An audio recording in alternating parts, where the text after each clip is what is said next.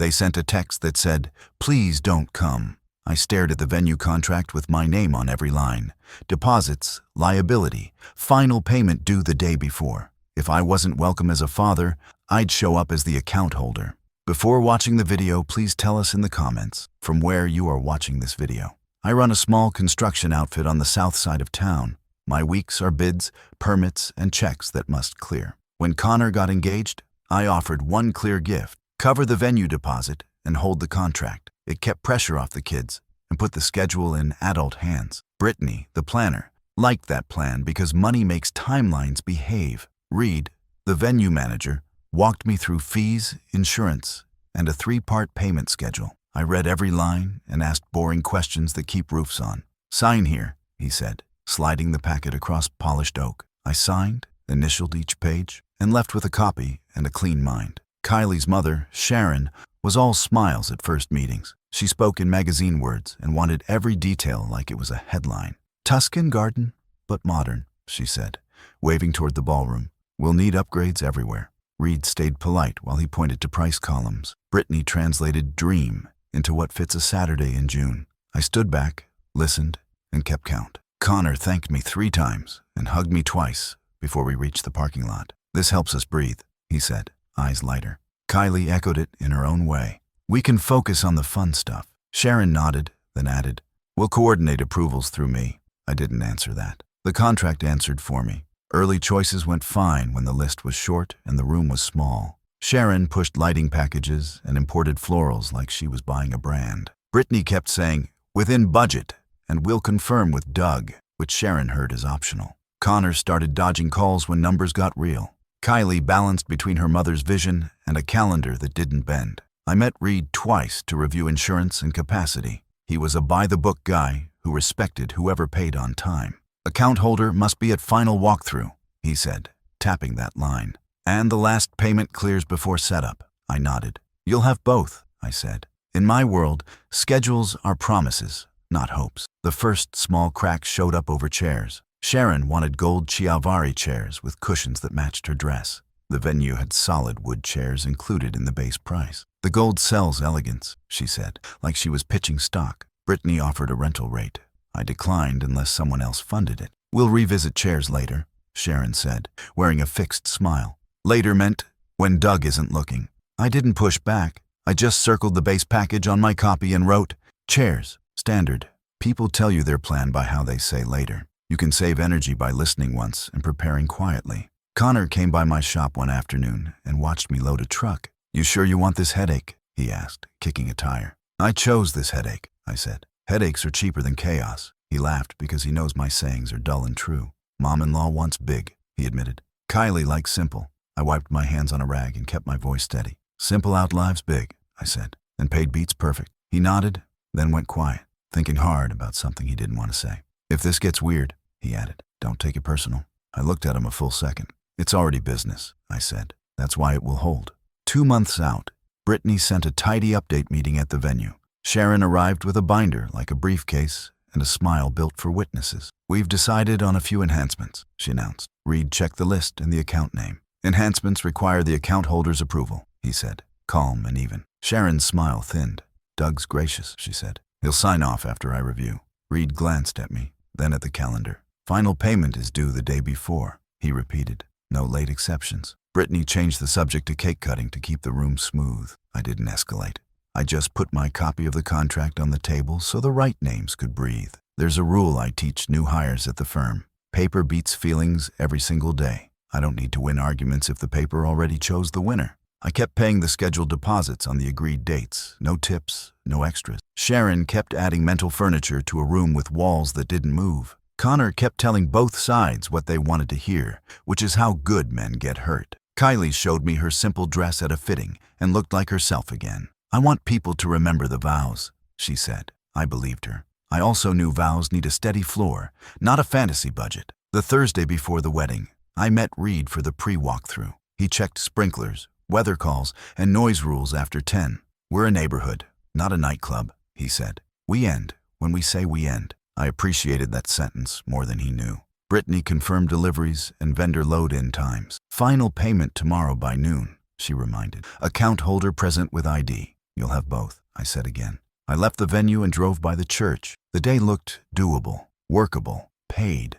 That's how a wedding is supposed to feel. We were one straight line away from clean execution. Then the line broke. My phone buzzed while I was loading lumber into the back of my pickup. The screen showed a group thread with Connor, Kylie, and a number saved as Sharon K's mom. The first line hit like a nail gun misfire. Doug, after talking it over, we feel it's best if you don't attend tomorrow. I stared at the words until they sat still. Another message followed fast, cleaner but colder. This is about keeping the day drama-free. Kylie's bubble appeared. It's complicated. Please respect our decision. Connor's name sat there, gray and silent. I typed nothing. I kept the phone in my hand and watched a cloud slide over the yard, then slide off. Silence is hard for men like me, but begging is harder to live with later. Sharon added a friendly poison line. We appreciate your financial support. We'll handle things from here. Brittany pinged me privately 2 minutes later. I just heard there's been a change. Are you okay? I took a breath that tasted like wood dust and glue. I'm steady, I wrote back. Proceed per contract. She answered with 2 words that meant more than a hug. Copy. Understood. Back in the thread, Connor finally typed, Dad, I'll call. He didn't call. The dots died. A new message from Sharon tried to sound generous. We'll send photos after. My hands knew the right answer before my head finished thinking it. Understood, I replied.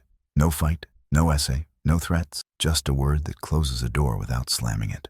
I sat on the tailgate and let anger unspool into something useful. I replayed the last month. The chairs, the add-ons. The way we decided always meant Sharon decided. I thought about Brittany's calendar and Reed's rule about the account holder at the final walkthrough. Paper beats feelings, I told myself again. That line isn't comfort.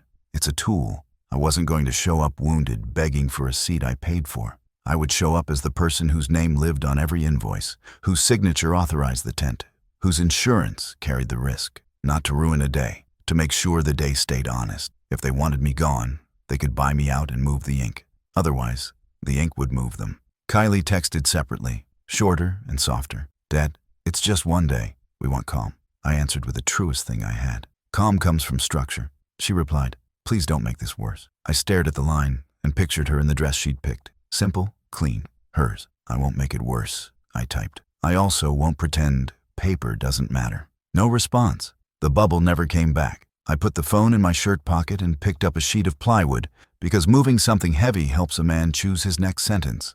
The next sentence would not be in a text. The next sentence would be a boundary. By evening, the thread had turned into a parade of rationalizations. Space is limited.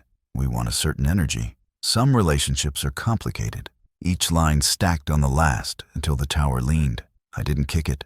I walked around it. When Connor finally called near dark, his voice came small. Dad, I'm sorry, he said. This got out of hand. You typed after it got out of hand, I said, keeping my tone level. That's different. He exhaled. Can we talk after the honeymoon? We'll talk when paper is respected, I answered.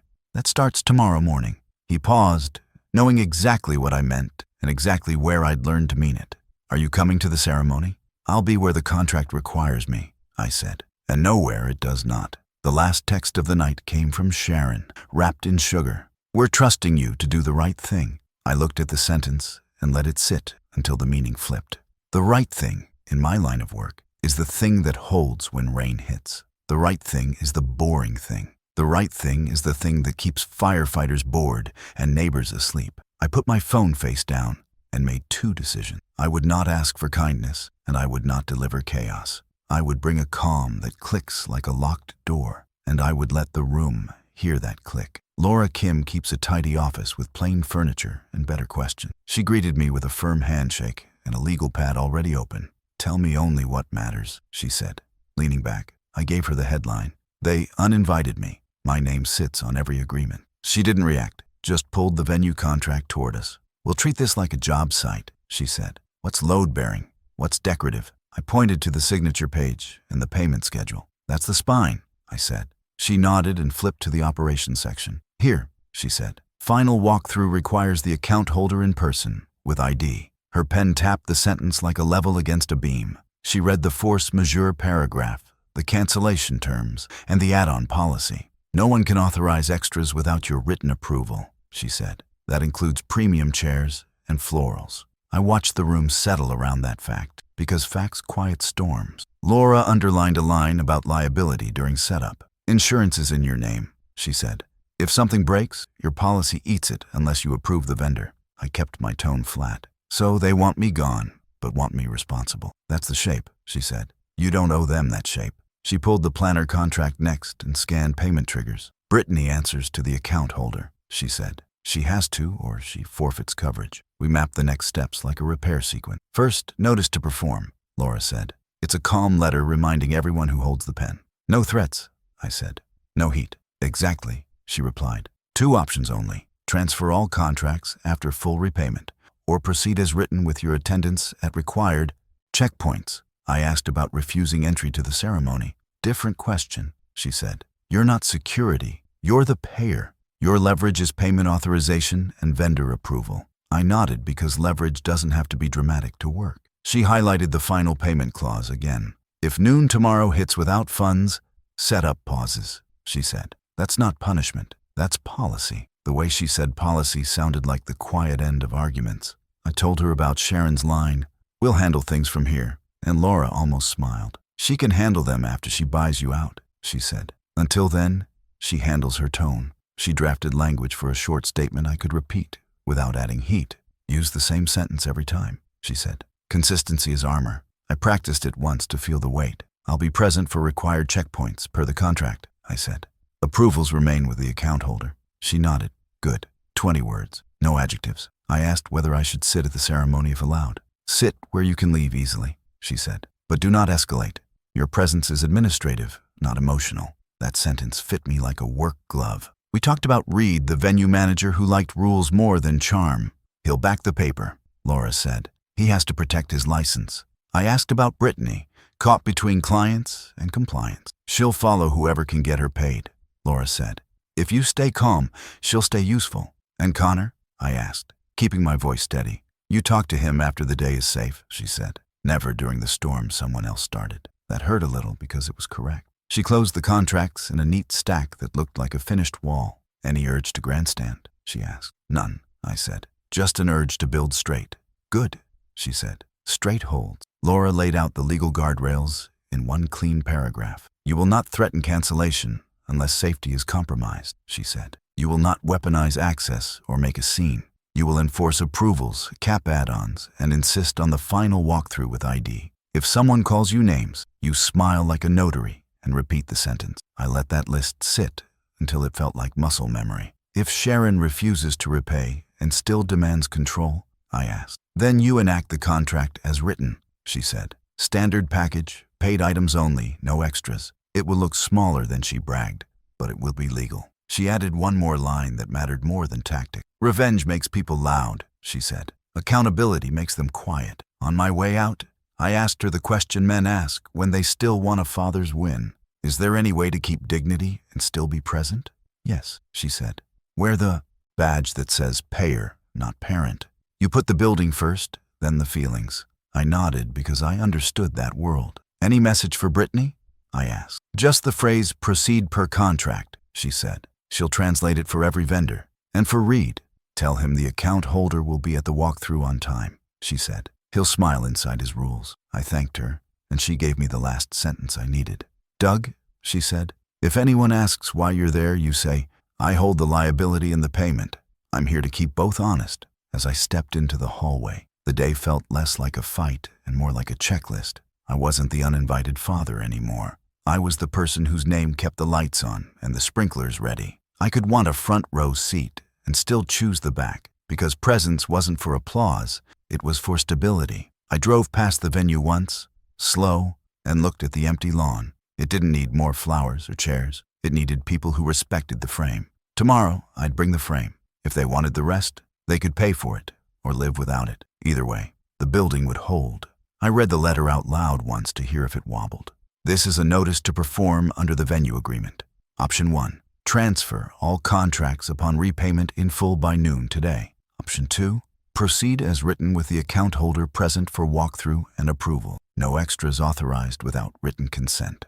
Laura had shaved it down to bone. No adjectives, no threats, just doors that opened or stayed shut. You'll hand it to the planner and the venue, she said on the phone, voice flat as a level. If Sharon calls, repeat the sentence. If she insults you, repeat it slower. Copy, I said. And if they ignore it, then the event runs on the base package, she answered. Standard chairs, standard florals, standard timeline. Policy will do the talking. Brittany met me in the venue parking lot with a clipboard tucked under her arm. She looked tired, which meant she wanted rules more than sympathy. We're all feeling things, she said carefully. Let's anchor to the paper. I handed her the notice. She read it once and nodded like a medic evaluating a sprained ankle. This helps, she said.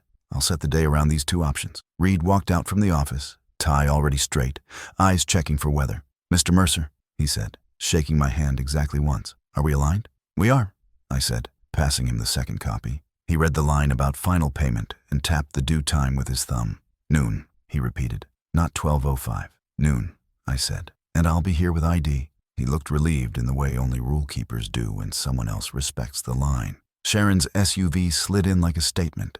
She stepped out with Kylie behind her and a smile tuned for negotiations. Doug, she said brightly, we were just coming to finalize the enhancements. Brittany glanced at me, then at Reed, then back to her timeline. I kept my voice clean. Two options, I said. Buy me out by noon and transfer all contracts, or proceed exactly as written with me present for approvals. No extras without my signature. Sharon blinked, surprised by the lack of theater. You can't hold us hostage, she said, heat rising. I'm keeping promises, I answered. The ones I signed, the ones that ensure this building, and the ones that keep firefighters bored. Kylie looked between us, eyes wide and tired. Can we please not do this in the parking lot? She asked. Then pick an option, I said gently. Doors close cleaner when they're chosen. Inside, we stood around a high top like it was a courtroom. Brittany placed her schedule on the table and used a pen like a baton. Walk through at 10, vendor confirmations at 11, final payment at 12, she said. Any add-ons require the account holder's written approval. Sharon tried a softer angle. We just want elegance, she said. Gold chairs, extra lighting, maybe the champagne tower. Reed shook his head once. Chairs and tower are rentals. No authorization, no delivery, he said. She turned to Kylie, searching for backup. We deserve pretty, she whispered. Kylie's voice stayed small but true. I want our vows to be heard, she said, not our budget. Sharon faced me again, frustration leaking through. You're punishing me. I'm protecting the building and the calendar, I said. If you want control, pay for it by noon. If not, respect the base package. She opened her mouth and then closed it when Brittany added, this keeps the day on time. Connor arrived a few minutes into the standoff, face pale, tie loose. What's happening? He asked. Options, I said simply. Pick one. Sharon jumped first. We'll transfer everything, she declared. We'll wire funds this afternoon. Reed shook his head. Not how it works, he said. Funds must clear by noon to change the payer of record. Otherwise, we proceed as written.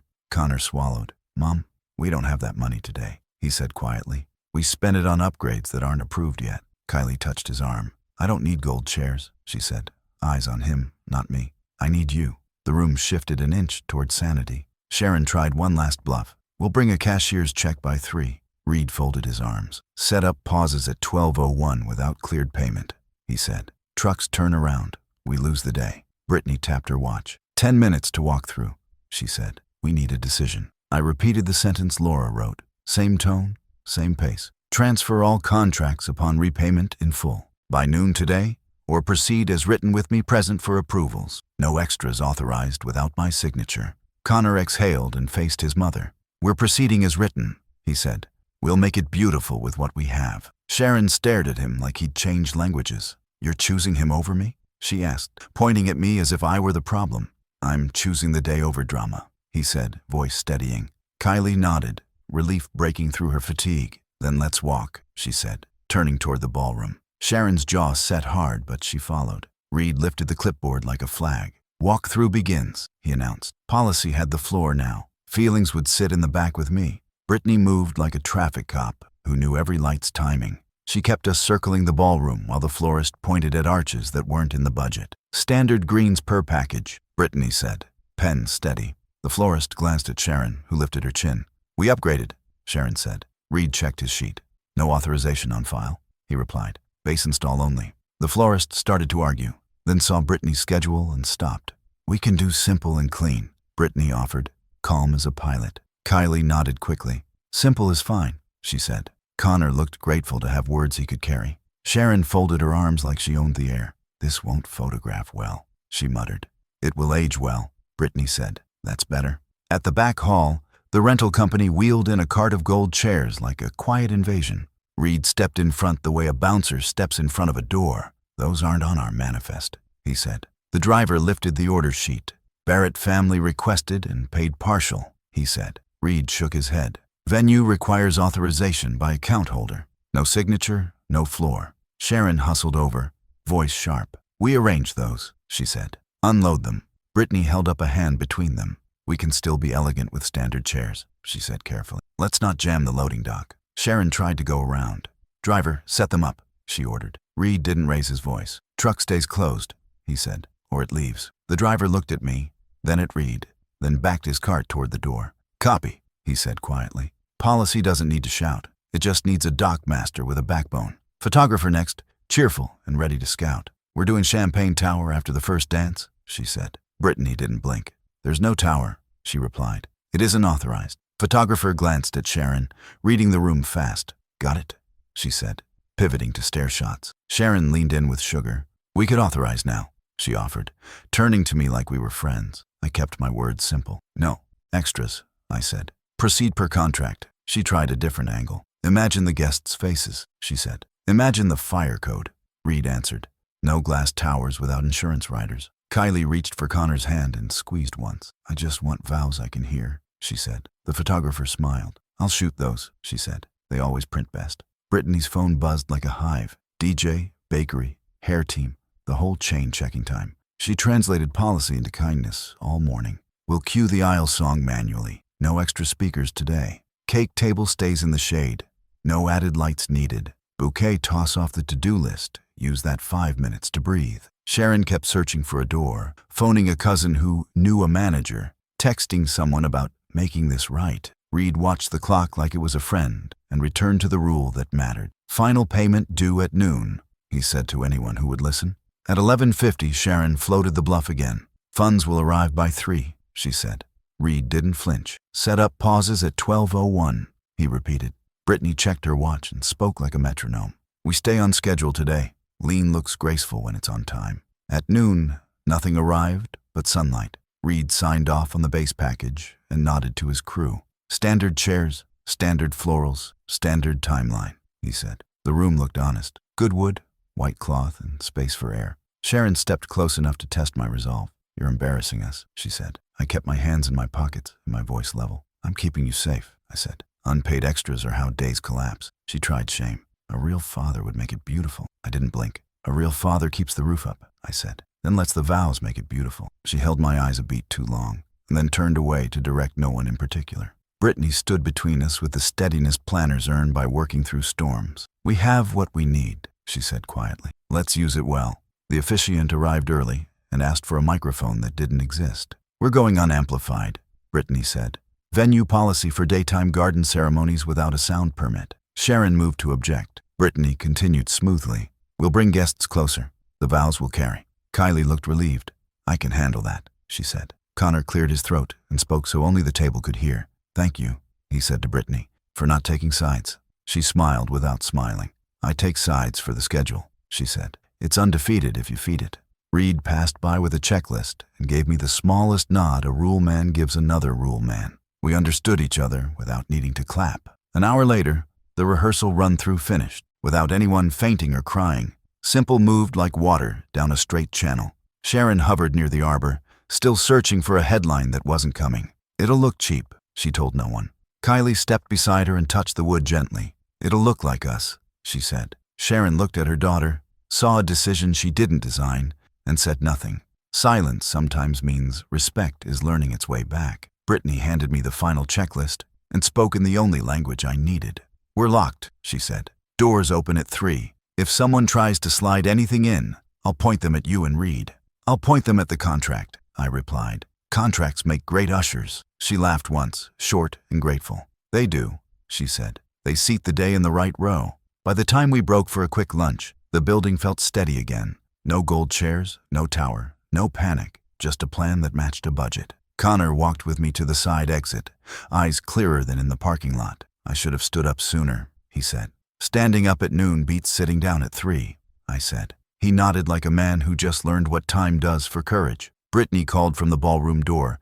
Back in 20. Reed checked the sky and the sprinkler timers. Sharon checked her phone and got no miracle. Kylie checked herself in a small mirror and smiled a real smile. Policy had done its quiet work. All that remained was a ceremony held together by vows and wood, not ego and upgrades. Reed started the walkthrough like a foreman who trusts his tape. He pointed at the arbor, the aisle, and the rain plan door. We follow this route, he said. We finish on time. Sharon arrived with 2 vendors trailing her like flags. We're adding a sweetheart table and a late-night slider station, she announced. Brittany glanced at me and kept her pen still. Those aren't authorized, she said calmly. Sharon smiled at the caterer. Go ahead and pencil it in. I kept my voice level and simple. No extras, I said. Proceed per contract. The caterer looked between faces, then eased his tray back onto the cart. We moved to the reception hall where light fell clean across wood. Sharon pointed at the ceiling and lifted her phone like a wand.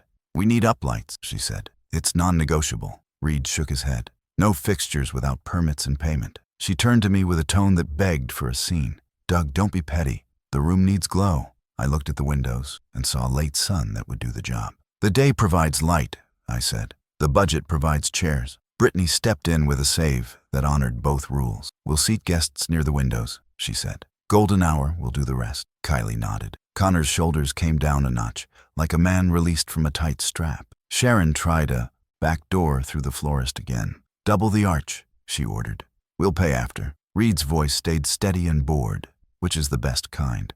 Nothing enters unpaid, he said. Nothing exits unaccounted. She turned to me with a smile polished thin. You can fix this with one signature, she said. I didn't change tone. My signature protects the day, I said. It doesn't decorate it. The florist lowered a bundle of stems and waited for a verdict that never shifted. Brittany tapped her schedule. 10 minutes to ceremony rehearsal, she said. Let's lock placements. Kylie stepped forward and placed her bouquet on the head table. This is enough, she said. For once, Sharon had no line ready. We tested the aisle. The officiant spoke without a mic and found a clear register. Project from your ribs, Brittany coached, smiling like a teacher. Sharon whispered to a cousin, find a speaker in town. Reed heard it and cut the runway with one sentence. Outside amplification violates our permit, he said.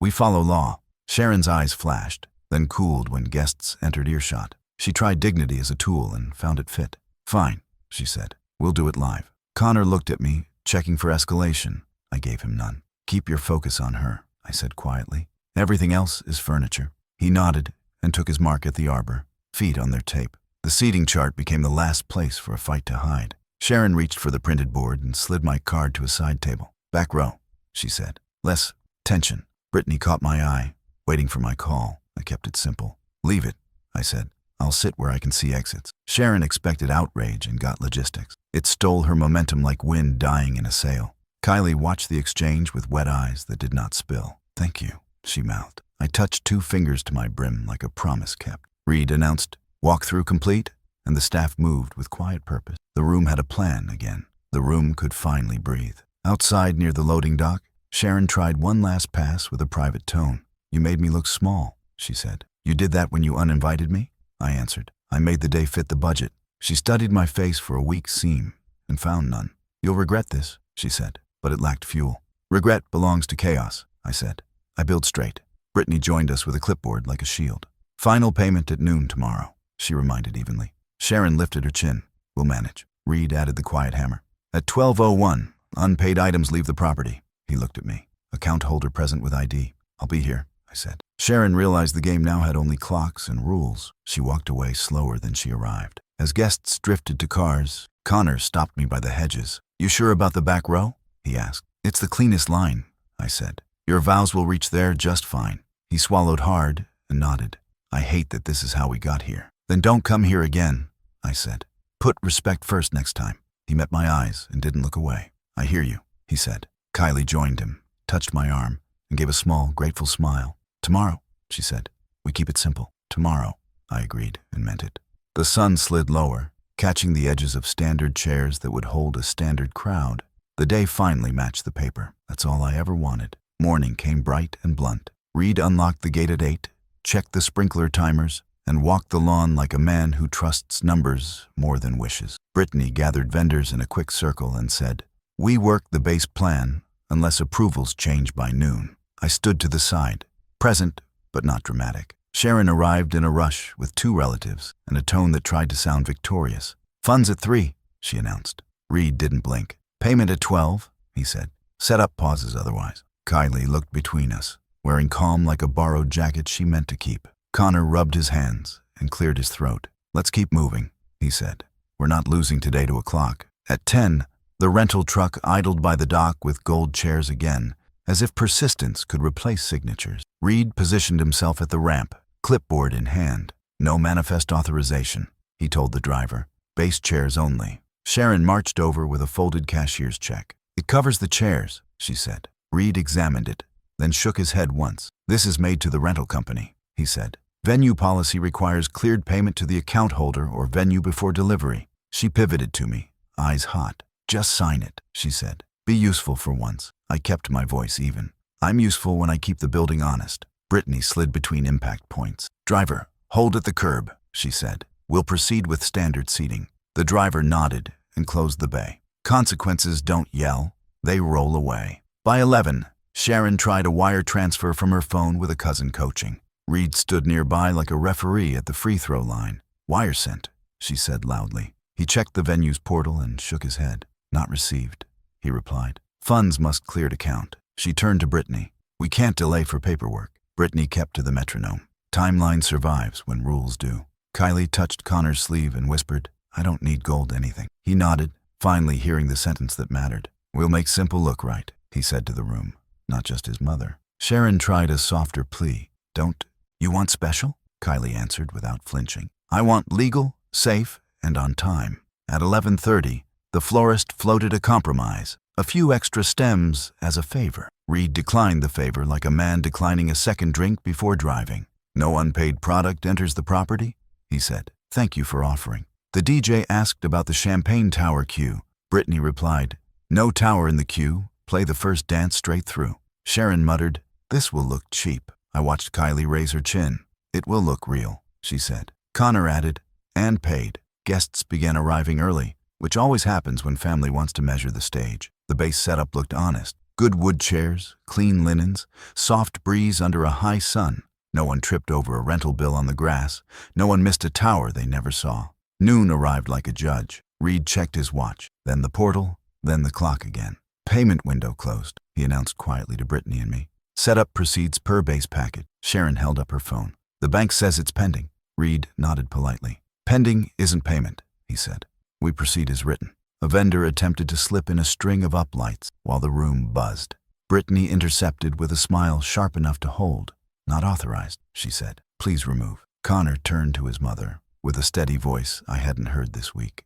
"Mom, stop," he said. "We're getting married, not filming a commercial." Sharon stared at him, betrayed by a son choosing a plan over a fantasy. Kylie reached for Connor's hand. "Thank you," she said, just loud enough for the nearby family to hear. Reed made one last sweep with the checklist and looked satisfied the way rule people look when order wins. "Doors at 3, he said. "We're green." Brittany posted the seating chart back on the easel where it belonged, my card still resting in the back row. She came over and spoke in a voice that was part gratitude, part relief. "We kept the day," she said. "Not everyone gets that." I nodded toward the arbor where vows would carry without a microphone. "They'll hear what matters," I said. Sharon drifted past, wounded and silent. Her phone, finally admitting the transfer, failed. She didn't meet my eyes because there was no argument left to borrow. The room had chosen policy over pressure. The day would look smaller than the brochure, and better than the brochure ever promised. Kylie stepped close, the dress simple and right. "Are you staying?" she asked, voice careful. "Back row," I said. "Easy exit, clear view." Connor swallowed like a man who just learned a permanent word. "Thank you for not breaking it," he said. "You did the right thing." "The boring thing," I said. "It's how roofs stay up." Brittany called the wedding party to staging. Reed opened the doors to let air move. The clock turned, but no one chased it anymore. The payment window had closed on noise. It opened for vows. Guests filtered through the garden doors with that hush weddings always borrow. Reed held the line with a smile that said rules matter. Brittany floated near the aisle, steering questions into quiet nods and soft seats. The standard chairs looked honest, row after row under clean light. No uplights, no tower, no rented fantasy tipping toward chaos. The string trio tuned quickly, then settled into a measured prelude. Kylie stepped into view, dress simple, face steady, breath controlled. Connor's shoulders dropped the moment he saw her, which meant the floor held. I took my seat in the back row and watched dignity walk. The officiant lifted his voice and let air carry the words cleanly. "We gather to witness," he said, projecting from the ribs like rehearsal. Sunlight slid across the arbor, catching the bouquet without begging for more. A toddler fussed once, then settled when her mother swayed gently. Sharon sat front left, still and quiet, eyes fixed on the frame. She finally understood the room would not bend for her wishes. The vows came short, strong, and unperformed, like work done right the first time. Connor's voice found weight. Kylie's voice found calm. The space found balance. I heard every syllable in the back, without needing power or wires. When the rings came out, the man with them forgot his cue. Brittany stepped forward 2 small steps and solved it without speaking. The crowd breathed again, part relief and part respect for structure. The kiss landed without confetti, loud music, or a planned viral moment. People clapped like neighbors, not followers counting views on a timeline. Reed checked the sky and the clock with one practiced glance. The recession moved, row by row, clean and steady, no elbows. I waited until the last grandparent stood before leaving the aisle. Back doors help men like me keep promises without stealing scenes. Cocktail hour took the lawn like sunlight, finally earned its keep. Servers passed lemonade and small bites, while the trio played low and clear. No champagne tower meant no sticky floor or broken glasses later. The photographer worked angles that honored faces instead of centerpieces. "Group photo with parents," she called, voice bright but not bossy. I stepped into frame on the edge, careful and present. Connor leaned in just enough for gratitude without pleading for permission. Kylie looked from me to her mother, then chose to face forward. The click sounded like a decision that would hold without further edits. I stepped back and let the younger cousins occupy the lens. Inside, the reception room looked exactly like the budget promised. Real wood, white linen, good plates without logos trying to impress. The DJ cued a smooth entrance with names and no hype. First dance happened under unamplified cheers and the kind of light windows offer. Sharon kept glancing at the walls that weren't glowing on command. Eventually, she looked at the couple and forgot about walls for a while. Brittany moved the timeline along with patient hands and simple phrases. Plates landed on time, speeches started on time, and no one shouted. Reliability felt like luxury because too many people forget it exists. During toasts, a bridesmaid kept it tight and honest, thanking teachers and luck. The best man opened with a joke, then wisely chose sincerity over bits. Connor took the mic last, glanced at Brittany, then looked for me. "Thank you for making this day solid," he said, voice steady. He didn't name me, which kept the room from choosing sides. People turned toward the back anyway, reading the line without being told. I raised a hand once, small, like a man acknowledging a nod. Kylie added one sentence that landed where it needed to land. "Simple held," she said, and put the mic down. Dinner moved like a line that knew its destination from the start. The cake was one tier with clean edges and nothing to prove. Without the tower, the floor stayed dry and the staff stayed calm. Kids danced early, which tells you adults feel safe in the room. Reed complimented Brittany near the service door, and she accepted it with relief. I caught fragments of conversations, choosing reality over spectacle. "Honestly loved the chairs," one aunt said, touching solid wood. "Photos will age better," a cousin added, gesturing toward the windows. People discover taste when noise finally steps aside and sits down. Near dusk, I slipped onto the patio, where air sounded like evening. Connor joined me, tie loosened, eyes finally grateful instead of tired. "Back row okay?" he asked, hands in pockets, posture lighter. "Best row in the house?" I said, meaning every word of it. He looked toward the room, then back to me, working a thought. "I should have stopped the uninvite," he said, voice low. "You stopped it enough by noon," I answered, keeping judgment out. He nodded and let the sentence land where it belonged. "Thank you for holding the frame," he said, not hiding weight. "Frames hold because someone pays attention," I said. "Pay attention tomorrow, too." As twilight settled, the last song ended without an encore demand. Guests lined the walkway with claps instead of sparklers we didn't permit. The couple exited through sound, not smoke, and that choice felt right.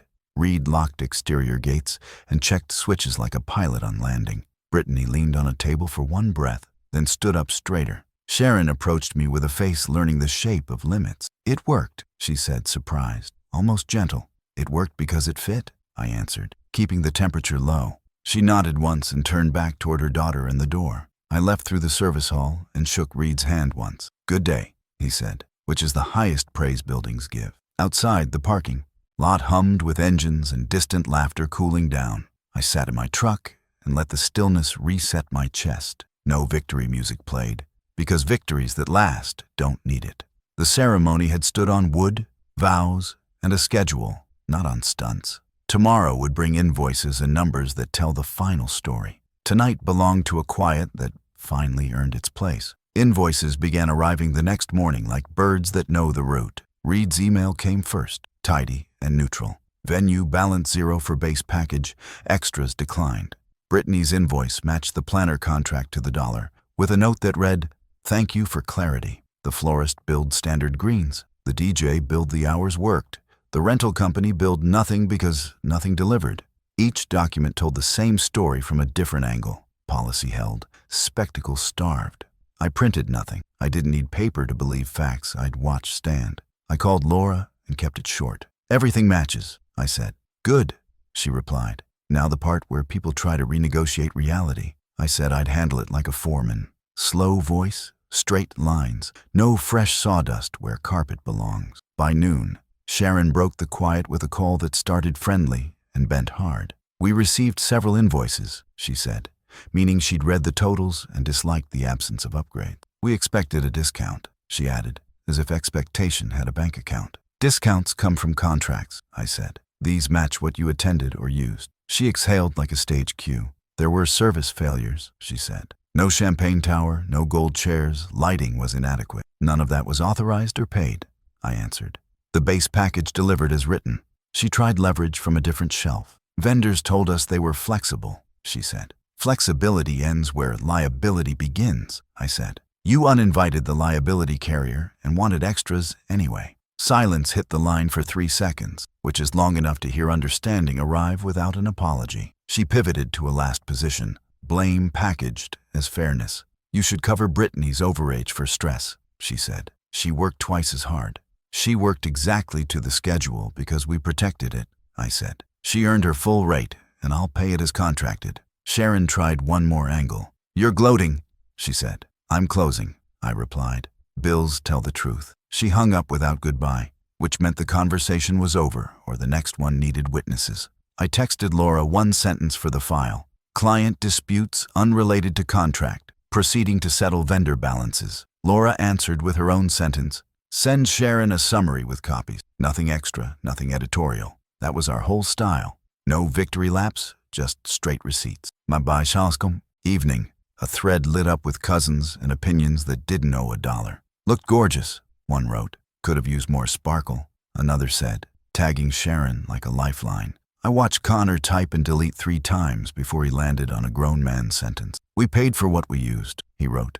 "Our vows were the sparkle." Kylie followed with a line that closed the door without slamming it. "We're grateful to everyone who stayed within the plan," she said. Sharon posted nothing, which told me the invoices had done their quiet work. Reed sent a short message that matched his face. "All accounts reconciled?" he wrote. "Appreciate the order." In my world, appreciation sounds like a checklist with no red marks. It's better than applause. It stays. The next afternoon, Sharon's number flashed again. She didn't waste time. "We won't reimburse your deposit," she said. "It was a gift." "Correct," I said. "The deposit was my gift to my son." The day matched that gift. She tried to drag the conversation toward punishment.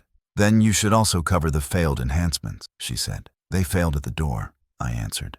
"We don't pay for things that never crossed a threshold." "You're impossible," she said, but the heat was lower now. "I'm consistent," I said. "Consistency is what let your daughter's vows carry." She paused, then asked the question she'd been avoiding. "What happens if we refuse to pay anything else?" "Nothing," I said. "There is nothing else. Everything due is either paid or not owed." That confused her because arguments prefer future fuel. I hung up only after the quiet made sense. I met Laura the next morning for a 5-minute check, not an hour of drama. "Status?" she asked. "Vendors paid," I said. No outstanding extras. Sharon wanted discounts and retroactive upgrades. Laura smiled without showing teeth. You gave her the true discount, she said. The one called no chaos fee. I asked if I needed to send a formal letter. Only if they accuse you of withholding, she said. Then you reply with 3 sentences and copies. They won't, I said. The day looked clean. Clean wins, she said, closing the folder like closing a door. We shook hands and let it end there because endings should be short when the work was done right. That night, Connor came by with takeout and a face that looked 10 pounds lighter. He set the bag down and stood without fidgeting. Thank you for paying the real bills, he said. I should have said that in a room with microphones. Rooms with microphones aren't the ones that matter, I said. Kitchens matter. He nodded, then went straight to the point I needed to hear from him. Not a lawyer. Mom's angry, he said, but she can't say the vendors cheated. Everybody saw the day matched the plan. Good, I said. Truth is cheaper to keep. He looked at the table, then at me. I want to pay you back for the parts that were mine, he said. We'll set a plan, I answered. You'll like how boring it is. He grinned, because boring had finally become his friend. Text came from Kylie just before midnight. Thank you for staying, it read. Back row or front row, you kept us safe. I stared at that line longer than I expected because safety isn't loud and doesn't photograph. It lives in bills that match, staff who don't sprint, and doors that close on time. The invoices told our story without a narrator. A wedding chosen over a spectacle, a planner backed by rules, a venue held steady, a mother slowed by policy, a son learning weight, and a father who wrote his name where it belonged and let it do the talking. Tomorrow could finally be about something other than receipts. Tomorrow could be about repair. Connor showed up on a Tuesday evening with sleeves rolled and a look I hadn't seen since he was 16 and owned his mistakes. He didn't sit right away. He stood in the doorway and said, I need to say this without my phone and without her mother. I nodded toward the table. Then say it here. He sat, planted his hands flat, and breathed like a man who had rehearsed honesty. I chose quiet when I should have chosen you, he said. I let her mom steer because I hated the fight.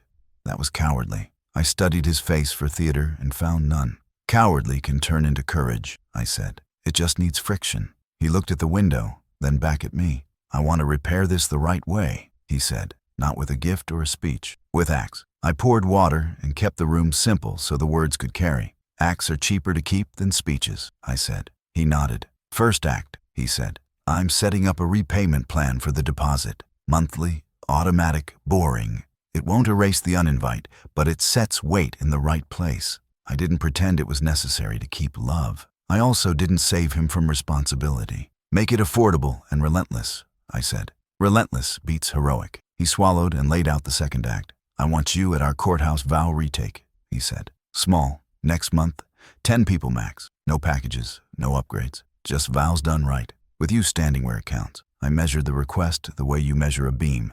Check line, check load, check why. Whose idea? I asked. Mine, he said. Kylie's on board. She wants simple to be the story, not recovery. I let that sit and felt a knot loosen in my chest I hadn't named. If it's small and real, I'll be there, I said. Back row if you want. Front row if you mean it. He smiled for the first time that night. Front row, he said. We mean it. We talked money without making it a courtroom. How much can you handle a month? I asked. He gave a number that sounded like a stretch and not a fantasy. Add 50, I said. You'll notice it enough to learn something. He grinned. You're allergic to comfort.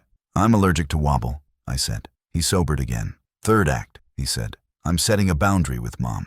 No vendor calls, no budget opinions unless we ask. If she ignores it, she sits out the next thing. I watched him claim that line with his shoulders, not just his mouth. Say it plain, I said. One sentence, not a thread. He practiced once. Mom, we love you. You don't run our marriage or our events. Good, I said. Short sentences carry further. He stared at his hands. I hated that you were in the back row, he said. I also knew you were safer there than next to a microphone. I didn't let the room turn sentimental. Safe keeps days standing, I said. We can want both, safety and respect. But if you have to choose, you choose safety, every time. He nodded slowly, like he was fitting the word into a new place in his head. I picked easy, he admitted. I won't again. You will sometimes, I said, but you'll fix it faster. His mouth twitched, halfway to a smile. Fair. He told me about a small thing that became the real thing. At the reception, he said, when I thanked the room, I wanted to say your name. Brittany shook her head and tapped the clock. I thought she was guarding the timeline. Maybe she was guarding me from making it about sides. She was guarding the day, I said. The day fed all of us. None of us should have eaten it. He laughed once, short. I want to be the guy who feeds the day. Then cook boring meals, I said. They keep people alive. We set the courthouse plan in 3 simple strokes. A Monday morning slot, 10 chairs, 1 photo on Kylie's field camera, lunch at the diner with meatloaf that doesn't pretend to be steak. No speeches, no playlist, no staged exit. I'll bring a pen, I said. You bring honesty. He nodded. Deal. He stood and paced once like men do when new muscle meets old bone. Dad, he said, turning back. I'm sorry for the text. The words, don't come. I hear them now from your side of the table. I kept my voice low and flat so the word could land. I forgive you, I said. Forgiveness is cheaper to carry than resentment. But don't mistake cheap for light. It still weighs what it weighs. He stepped closer and dropped his shoulders. Will you teach me the contractor trick? He asked. The one where you stay calm while people throw opinions like hammers. It's not a trick, I said. It's a checklist. Ask, what's the load? What's the law? What's the timeline? And who carries the liability? Answer those, and your tone writes itself. He nodded slowly, like he'd found a tool he could handle. What about when someone insults you in your own thread? He asked, quiet now. You stop being a thread, I said. You become a wall. Walls don't argue. They stand. His eyes watered and didn't spill. You stood, he said. I will too. Before he left, I gave him the only father sentence I trust when I want to steer without grabbing the wheel. Your job now is to make simple choices early, I said. Simple late looks like punishment. He repeated it back with his own weight. Simple early, he said. Got it. We hugged once, quick and dry, then stepped back like men who know more work is coming and aren't afraid of it. At the door, he said, front row, one more time, like a promise he planned to keep. Front row, I answered, and meant it without needing a ceremony to make it true. After he left, I sat in the quiet and noticed a feeling I'd been keeping at arm's length. It wasn't triumph. It was relief that my son had decided to be heavy in the ways that matter. Revenge had already finished its job. Accountability had taken the keys. The next vow would sound different because the room around it finally knew how to hold. Balance didn't arrive with speeches. It came with small choices, holding steady. The courthouse room was square and bright, smelling faintly like disinfectant and paper. 10 chairs faced a clerk with a voice tuned for real life. Connor asked me to sit front row, left aisle, where I could see everything. Kylie wore the simple dress again and didn't look for approval this time. Sharon sat 2 seats back, quiet, hands folded like a student. The clerk spoke plainly and let the silence carry the weight correctly. Connor's vows were shorter now, but stronger because nothing fought them. Kylie answered like someone who trusted the frame beneath her feet. I breathed easier when the word witness meant father, not liability. We crossed to the diner afterward, the one with chipped mugs and honest pie. A booth held all of us without choreography or stage fright this time. Connor ordered meatloaf because meatloaf doesn't lie about anything. Kylie laughed when the server called her kiddo, then thanked him sincerely. Sharon asked for water and chose to ask about the vows instead of upgrades. They sounded clear, she said, testing a new tone she might keep. Clear beats big, I answered, passing the basket of bread.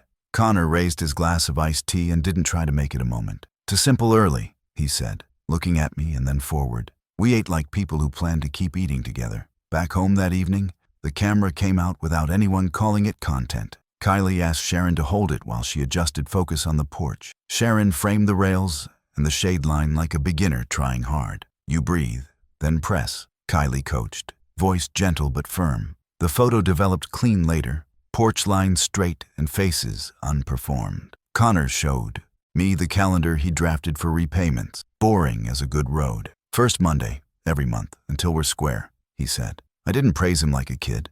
I respected him like a peer. Relentless wins, I said. He nodded and didn't make a speech about it. We were building something that didn't need applause to stand.